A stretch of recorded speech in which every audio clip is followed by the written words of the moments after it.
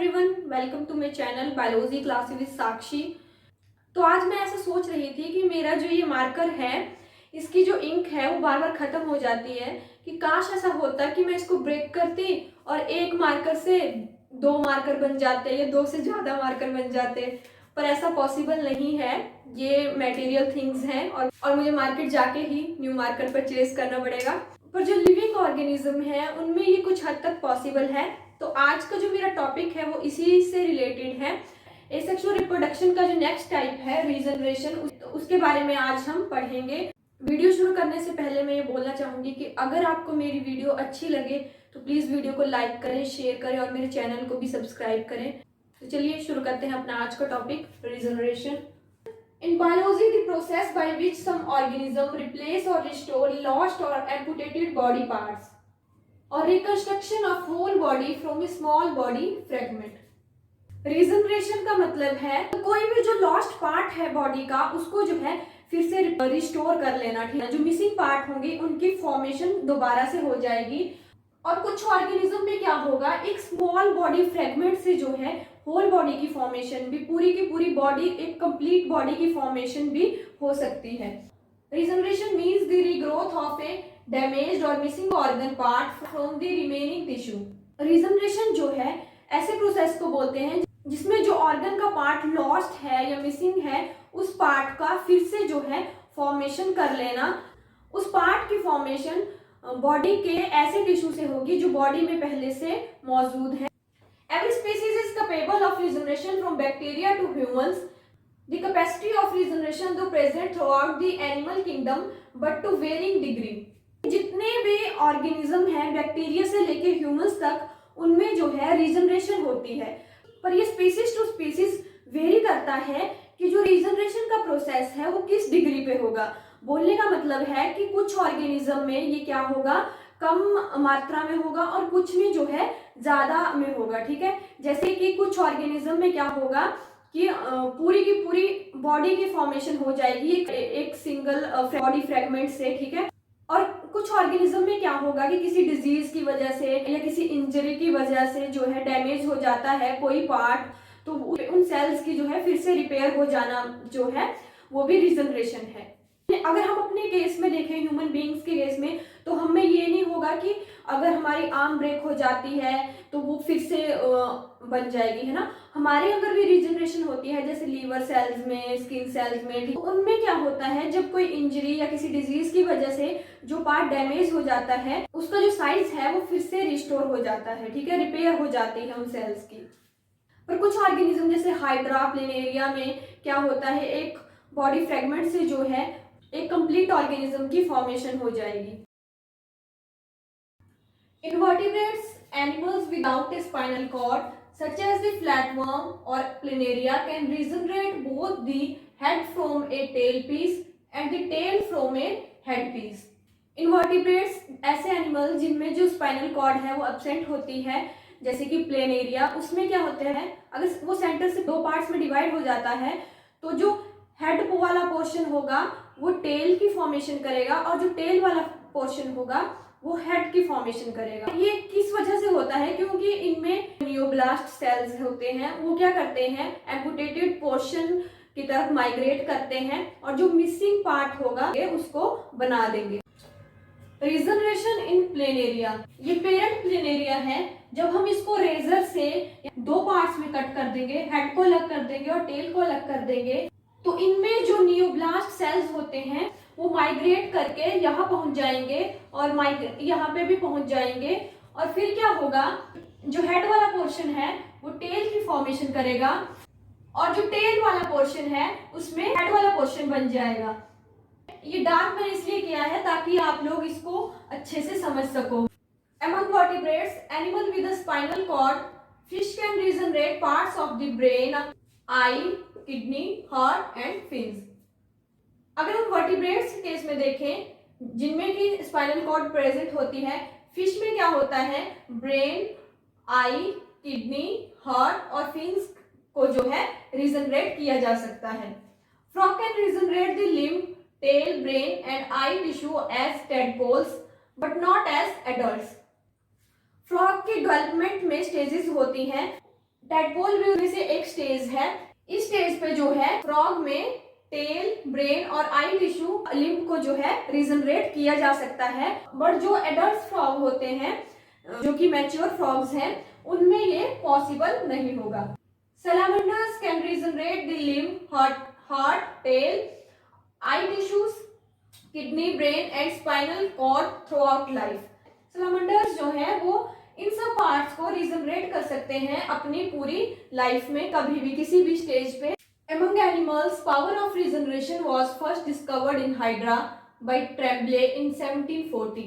Animals में जो regeneration का प्रोसेस है वो सबसे पहले हाइड्रा में डिस्कवर किया गया है और ये ट्रेम्बले ने किया था 1740 में। In man it is restricted to healing of injured tissue such as skin, muscles, bones, blood vessels and liver cells. The lost organs cannot be regenerated. जब हमारी बॉडी पे कहीं चोट लग जाती है, जैसे कि स्किन पे लग जाती है, तो थोड़े टाइम में क्या होता है कि वो रिपेयर हो जाएगी और फिर से जो है पहले की तरह दिखने लग जाती है। पर जो हमारे लॉस्ट ऑर्गन्स होंगे, अगर हमारी किडनी डैमेज हो जाती है तो हम उसको फिर से रीजनरेट नहीं कर सकते। तो इस तरीके से हमारे जो ऑर्गन्स हैं उनकी फॉर्मेशन नहीं हो सकती। Regeneration is of two type. First type है reparative regeneration and second type है रिस्टोरेटिव रीजनरेशन। रिस्टोरेटिव रीजनरेशन में अकर बाय एपिमॉर्फोसिस और मॉर्फोलेक्सिस। ये दो मैकेनिज्म से हो सकती है। जो रिस्टोरेटिव रीजनरेशन है या तो एपिमॉर्फोसिस मेथड से या फिर मॉर्फोलेक्सिस मैकेनिज्म से। फर्स्ट टाइप की जो रीजनरेशन है वो है reparative regeneration. In this multicellular organism has the power only to repair certain damaged cells of the body. It is common phenomenon observed in both invertebrates as well as vertebrates.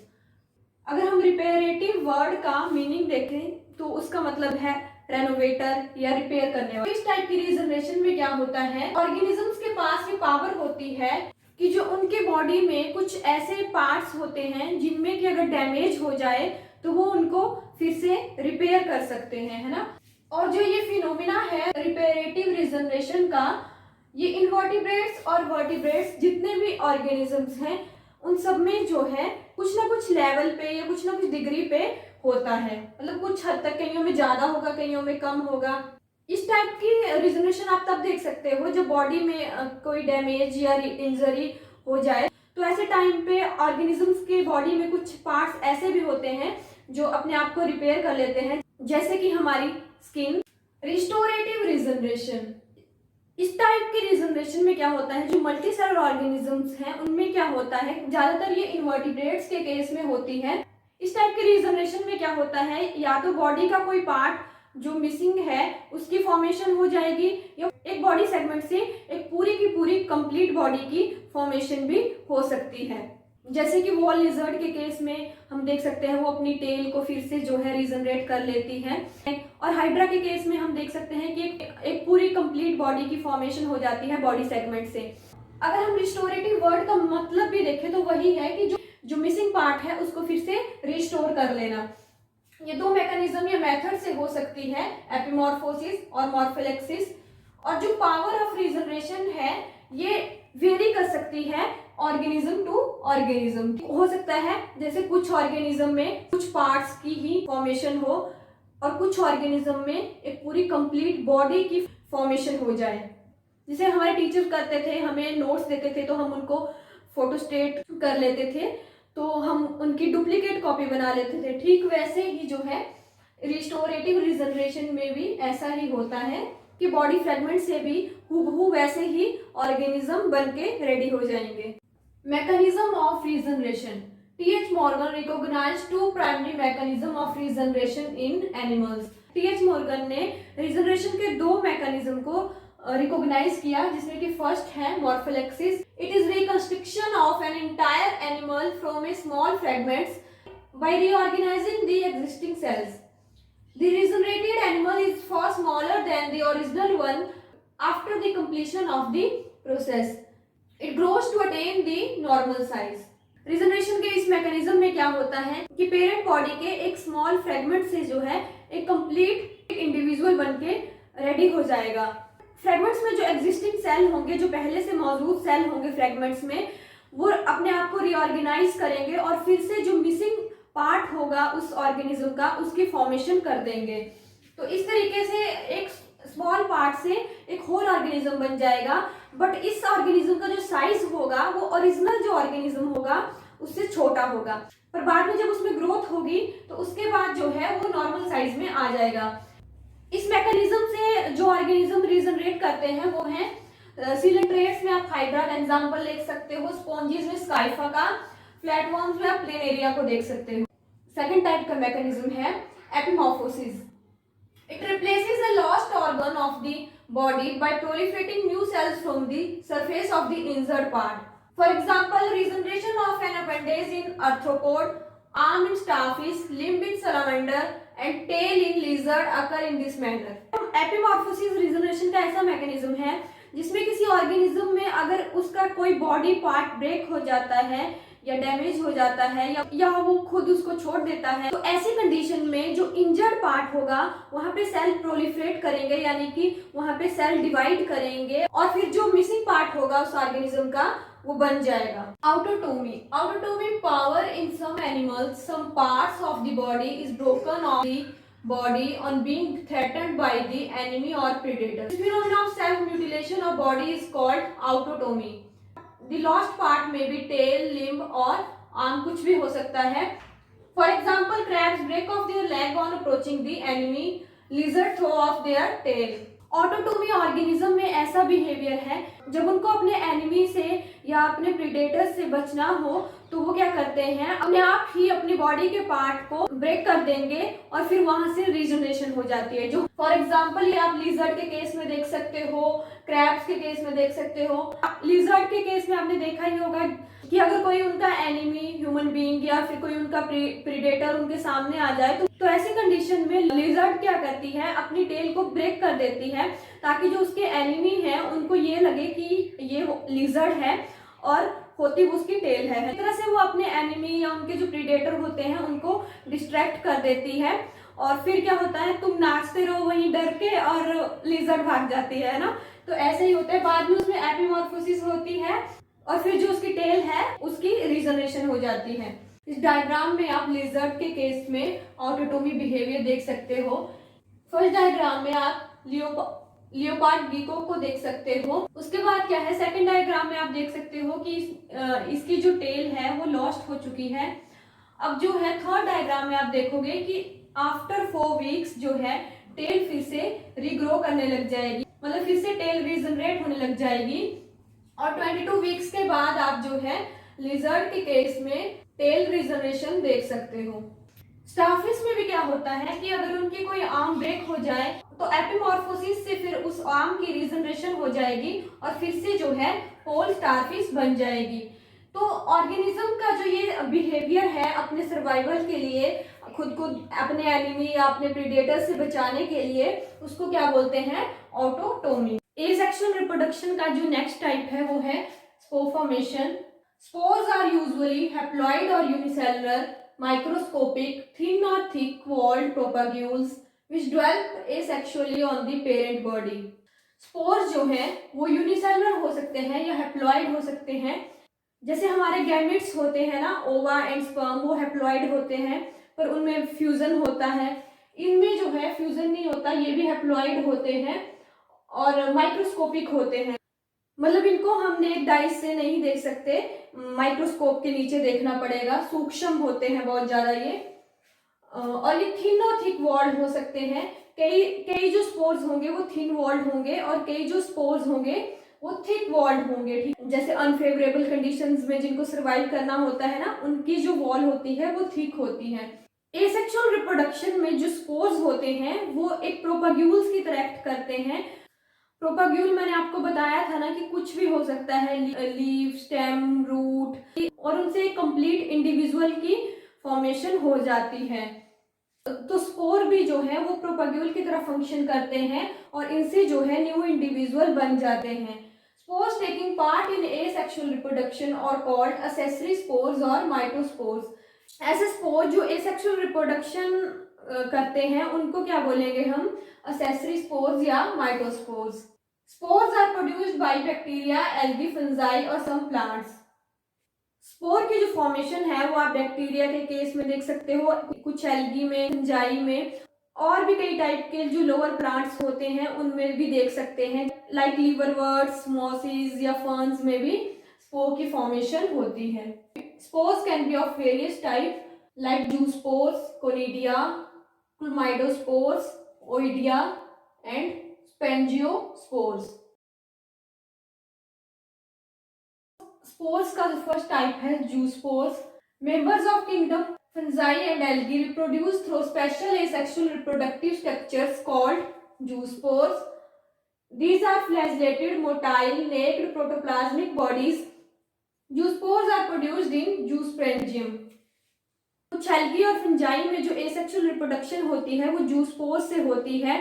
Zoospores जो है एक type के asexual reproductive structures हैं जिनसे कि asexual reproduction होती है।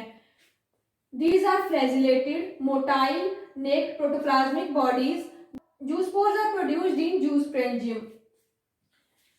Zoospore जो है वो फ्लैजिलेटेड है, मतलब कि इनमें फ्लैजिला होता है।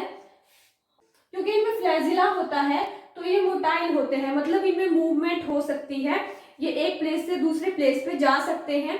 ज्यादातर वाटर में जो है ये फ्लैजिला जो है ये मूवमेंट में हेल्प करते हैं।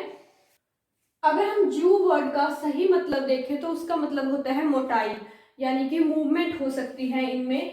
तो जो फ्लैजिला होते हैं वो मूवमेंट में हेल्प करते हैं और ये एक पैकेट लाइक स्ट्रक्चर के अंदर प्रेजेंट होंगे जूस्पोर्स, और उसको क्या बोलेंगे हम, जूस्प्रेंजियम। जूस्पोर्स में भी बाइफ्लैजिलेटेड, फॉर एग्जांपल इन एक्टोकार्पस, मतलब कि इसमें 2 फ्लैजिला होंगे। क्वाड्रीफ्लैजिलेट फॉर एग्जांपल यूलोथ्रिक्स, मतलब इसमें 4 फ्लैजिला होंगे। और मल्टीफ्लैजिलेट फॉर एग्जांपल ओइडोगोनिया, मतलब इसमें काफी सारे फ्लैजिला होंगे। They may be uninucleate for example Ulothrix और मल्टीन्यूक्लिएट कॉल्ड सिंजूस्पोर्स। जूस्पोर्स में जो है सिंगल न्यूक्लियस भी हो सकता है और मल्टीपल न्यूक्लियस भी हो सकते हैं। सिंगल न्यूक्लियस जो है आप यूलोथ्रिक्स के केस में देख सकते हो, और जो मल्टीन्यूक्लिएट जूस्पोर्स होते हैं उनको सिंजूस्पोर्स बोलते हैं।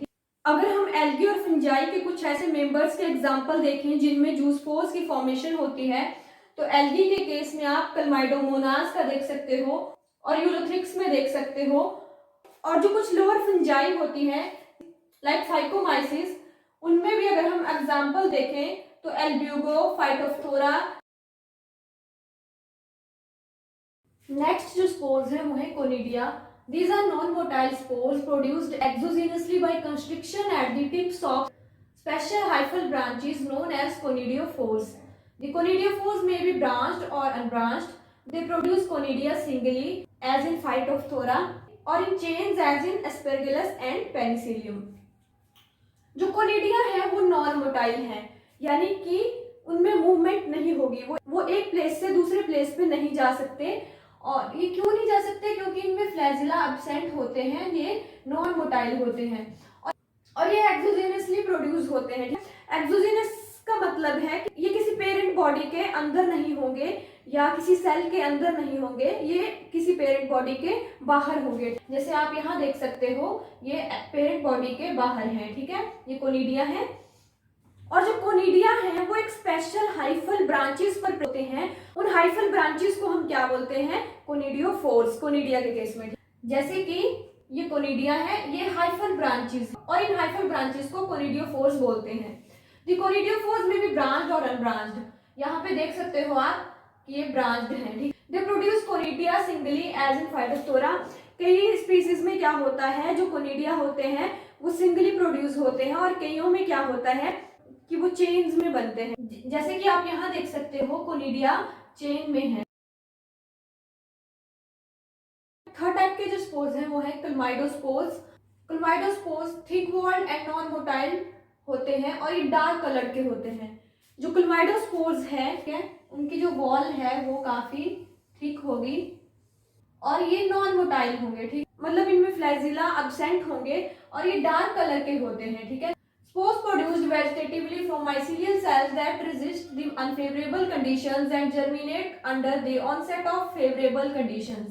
जो क्लोमाइडोस्पोर्स हैं वो अनफेवरेबल कंडीशन बनते हैं, ठीक, और फिर जब फेवरेबल कंडीशंस आती हैं तब वो जर्मिनेट करते हैं और उनसे फिर न्यू इंडिविजुअल बन जाते हैं। फ्यूजेरियम और राइजोपस के केस में आप क्लोमाइडोस्पोर्स देख सकते हैं। तो नेक्स्ट टाइप के जो स्पोर है वो है oidia. In some fungi, for example agaricus, the hyphae break up into numerous small thin-walled fragments known as oidea. Spores cannot survive in unfavorable conditions. Fungal spores germinate and grow into new individuals under suitable or favorable conditions. और इसका जो example है वो है Agaricus. Oidia में क्या होता है, जो फंगल हाइफे होते हैं, ठीक है, वो स्मॉल स्मॉल फ्रेगमेंट्स में ब्रेक हो जाते हैं, ठीक है। ये फ्रेगमेंट स्मॉल होंगे और थिन वॉल्ड होंगे, इनकी जो वॉल होगी वो थिन होगी, ठीक है। इसी वजह से जो है ये अनफेवरेबल कंडीशन में सरवाइव नहीं कर पाते क्योंकि इनकी जो वॉल है वो थिन है। और ये न्यूमरस होंगे, मतलब काफी मात्रा में होंगे। फेवरेबल कंडीशंस आती हैं जब प्रॉपर मॉइस्चर होगा, प्रॉपर टेम्परेचर होगा, फूड अवेलेबिलिटी होगी, तो वैसे कंडीशन में जो है ये जर्मिनेट करेंगे और न्यू इंडिविजुअल बन जाएंगे। नेक्स्ट टाइप के जो स्पोर्स हैं वो है स्पेंजियोस्पोर। ये स्पोर जो है नॉन मोटाइल होते हैं और एंडोस्पोर्स हैं।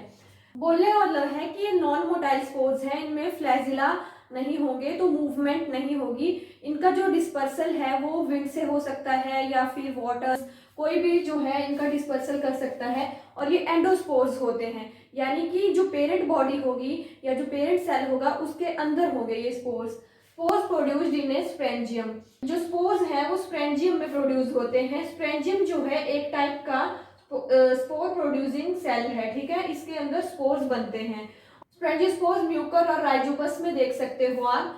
राइजोपस जो है फंगस होता है जो कि आप ब्रेड पे देख सकते हो, इसको ब्रेड मोल्ड भी बोलते हैं। अगर कोई ब्रेड काफी दिनों तक एक मॉइस्ट कंडीशन में पड़ी रहे तो उसका जो कलर है वो ब्लैक ब्लैक हो जाता है। वो किस वजह से होता है, क्योंकि उस पर राइजोपस फंगस जो है वो जर्मिनेट कर जाती है आगे। स्पोर्स जो है विंड में होते हैं और जब उनको सुटेबल एनवायरनमेंट मिलता है तो वो उस पर जर्मिनेट हो जाते हैं। जैसे कि ये हाइफा है और ये स्पेंजियम है, इसके अंदर जो है ये स्पोर प्रोड्यूसिंग सेल है और इसके अंदर काफी सारे स्पोर्स होंगे जो कि सुटेबल कंडीशन मिलने पर जर्मिनेट करेंगे और उनसे फिर न्यू इंडिविजुअल बन जाएंगे। एसेक्सुअल रिप्रोडक्शन का जो नेक्स्ट टाइप है वो है gamete formation. A gamete is a single cell or a mass of cells or a modified bud of tissue that detaches from the parent and develops into a new individual. It is a means of asexual propagation in plants. These structures are commonly found in algae, fungi, liverworts, mosses, and also in some flowering plants such as pygmy sundew and some species of butterworts. गैमा जो है एक single cell है या और इसका जो plural form है उसको हम गैमे बोलेंगे। और ये सिंगल सेल भी हो सकता है और मास ऑफ सेल भी हो सकते हैं। और किसी टिश्यू से जो मॉडिफाइड बड होती है उसको भी हम गैमे बोल सकते हैं, जो कि पेरेंट प्लांट से डिटैच हो जाती है और न्यू इंडिविजुअल की फॉर्मेशन कर देती है, ठीक है। गैमे जो है एसेक्सुअल रिप्रोडक्शन में प्रोपेग्यूल्स की तरह फंक्शन करते हैं। और ये स्ट्रक्चर है ये आप फंजाई, एल्गी, लिवरवर्ट्स, मॉसिस या कुछ फ्लावरिंग प्लांट्स में भी देख सकते हो। The gamma are held in special organ known as gamma cups. गैमे जो है एक स्पेशल ऑर्गन में पाए जाते हैं, ठीक है, और उस ऑर्गन को या उस स्ट्रक्चर को हम क्या बोलेंगे, गैमा कप, ठीक है। अगर ये गैमा कप है तो इसके बीच में गैमे पाए जाएंगे। गैमे are variously dispersed by wind, water, etc. Fragmentation of the thallus can also result in new plants. अब गैमे का अगर डिस्पर्सल होगा तभी न्यू प्लांट्स की फॉर्मेशन हो सकती है ना।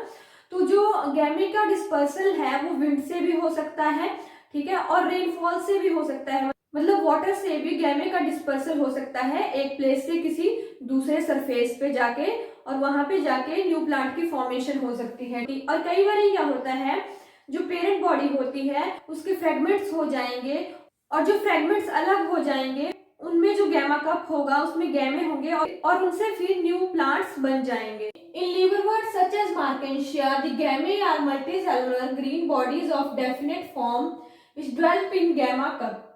मार्केशिया जो है एक टाइप के ब्रायोफाइट्स हैं। इनको लिवरवर्ट्स भी बोलते हैं क्योंकि ब्रायोफाइट्स आगे 3 पार्ट में डिवाइड हुए हैं, तो लिवरवर्ट्स उनमें से एक है। इसमें जो गैमे हैं वो मल्टी सेलुलर हैं, मतलब कि एक से ज्यादा सेल से बने हैं। इसमें एक गैमा कप में कम से कम 15 to 20 गैमे पाए जाते हैं। ठीक है, मार्केशिया का जो थैलस है, फ्लैटेड प्लांट बॉडी को हम थैलस बोल सकते हैं, जिसमें कि ना ही प्रॉपर रूट शूट या कोई भी पार्ट्स नहीं होता, थैलस स्ट्रक्चर होती है। ठीक है, और इस पे जो है गैमे कप की फॉर्मेशन हो जाएगी और इनमें जो है गैमे होंगे और फिर डिस्पर्सल होगा जब विंड या वाटर से, जब रेनफॉल के टाइम पे या फ्रेगमेंटेशन से, तो फिर क्या होगा, जो गैमे हैं उनसे न्यू इंडिविजुअल की फॉर्मेशन हो जाएगी। कई बुक्स में जो है फ्रेगमेंटेशन और जो रीजनरेशन का मेथड है उसको कंबाइन करके रखा गया है, मतलब एक ही टाइप रखा गया है, और कई बुक्स में जो है इनको अलग अलग टाइप्स में रखा गया है। तो ये डिपेंड करता है। अगर फ्रेगमेंटेशन और रीजनरेशन में हम डिफरेंस देखें तो सिर्फ इतना सा है कि फ्रेगमेंटेशन में जो पेरेंट बॉडी होगी वो नेचुरली अपने आप को डिवाइड करेगी और उससे फिर न्यू ऑर्गेनिज्म की फॉर्मेशन हो जाएगी। और रीजनरेशन के केस में क्या होगा कि सर्कमस्टांसेस ऐसे हो जाते हैं कि ऑर्गेनिज्म को किसी इंजरी, डैमेज या अपने एनिमी या प्रीडेटर्स की वजह से अपने बॉडी के पार्ट को वो लॉस्ट कर देता है, या फिर हम आर्टिफिशियली, जैसे प्लेनेरिया के केस में देखा हमने कि रेजर से कट कर दिया। तो ऐसी कंडीशन में जो है कई ऑर्गेनिज्म की बॉडी इतनी कैपेबल होती है कि वो एक फ्रेगमेंट से होल बॉडी की फॉर्मेशन कर सकते हैं। तो देखा जाए तो फ्रेगमेंटेशन और रीजनरेशन में सिर्फ यही डिफरेंस दिखता है कि वो अपने आप फ्रेगमेंट्स बनते हैं, और रीजनरेशन में क्या होता है कि किसी एनिमी, प्रीडेटर या अगर साइंटिस्ट ऑर्गेनिज्म पे रिसर्च कर रहे हो तो इस तरीके से वो रीजनरेशन से जो है न्यू ऑर्गेनिज्म बना सकते हैं। तो इसके साथ ही एसेक्सुअल रिप्रोडक्शन के जितने भी टाइप्स थे वो हमने डिस्कस कर लिए। अब एसेक्सुअल रिप्रोडक्शन कंप्लीट हो चुकी है। अगर आपको मेरी वीडियो अच्छी लगी हो तो प्लीज़ शेयर करें, लाइक करें और मेरे चैनल को सब्सक्राइब करें। Thank you.